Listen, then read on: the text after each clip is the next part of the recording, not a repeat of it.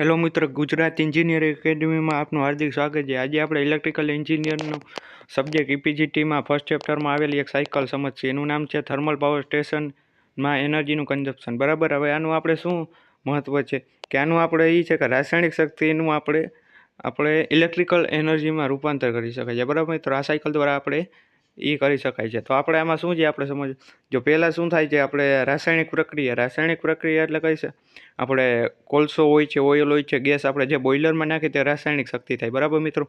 હવે રાસાયણિક શક્તિ આપણે શું છે કે કેમિકલ એનર્જી આપણે બોઇલરમાં નાખી તો આપણે શું મળે છે કે હીટ એનર્જી મળે. હીટ એનર્જી કેવી રીતના મળે છે મિત્રો એ તમને સમજાવું. આપણે બોઇલરમાં આપણે જે દહન કરી છે, આપણે કોલસો ગેસ આપણે એના દ્વારા આપણે દહન થાય છે. બરાબર મિત્રો. તેમાં બોઇલરમાં પાણી ગરમ થાય છે. બરાબર મિત્રો. હવે પાણી ગરમ થયું તો તેને આપણે શું થાય છે, હીટ એનર્જી ઉત્પન્ન થાય છે.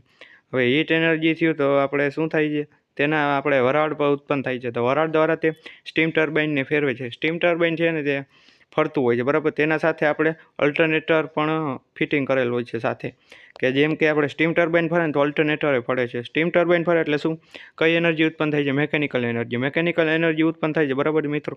હવે તે મેકેનિકલ એનર્જી આપણે અલ્ટરનેટર સાથે જોડેલ છે. તો હવે સ્ટીમ ટર્બાઇન અલ્ટરનેટર સાથે જોડેલ છે તો બેય ફરે છે. બરાબર મિત્રો. અલ્ટરનેટર પણ ફરશે અને સ્ટીમ ટર્બાઇન ફરશે. સ્ટીમ ટર્બાઇન ફરશે એટલે અલ્ટરનેટર પણ ફરશે. બરાબર મિત્રો. તે આમાં મેકેનિકલ એનર્જી ઉત્પન્ન થાય છે.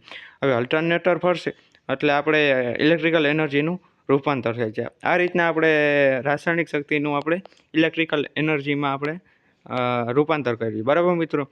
મને આશા હશે કે તમને આ સાયકલ સમજાઈ ગઈ હશે, અને તમને કાંઈ ક્વેશ્ચન હોય તો કોમેન્ટમાં કરજો. બરાબર મિત્રો. બાકી બીજું એ કે આપણી ચેનલ ગુજરાત એન્જિનિયરિંગ એકેડમીને સબસ્ક્રાઈબ કરો, લાઇક કરો અને બેલ આઇકન ક્લિક કરો. બરાબર મિત્રો. અને બીજી કાંઈ ઇન્ફોર્મેશન જોતી હોય તો તમારે અમારું ગ્રુપ છે તેમાં તમે જોઈન થઈ શકો છો, પણ તમે કોમેન્ટમાં અમને મેસેજ કરજો એટલે અમે તમને જોઈન કરી દઈશું. થેન્ક યુ મિત્રો.